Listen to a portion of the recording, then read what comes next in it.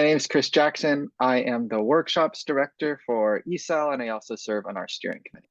So I joined ESAL while I was in grad school at Berkeley, and I was just getting started really in kind of thinking about and learning about science policy when I came across ESAL during a science policy happy hour that we were organizing. I met Artie, ESAL's founder, and got really interested in kind of this community that was talking about an area of science policy, this local engagement that nobody else was talking about that I had heard of.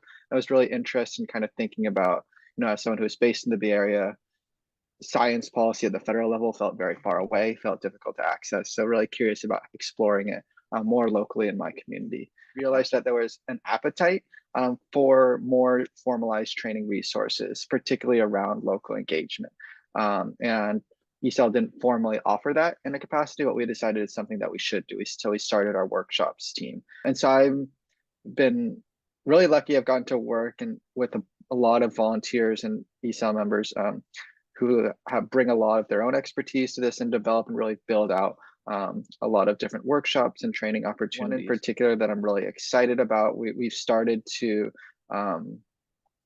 develop kind of a lot more customized training materials and resources like worksheets and guides around specific ways that folks can engage locally, and started to pilot some new creative ways to do that. And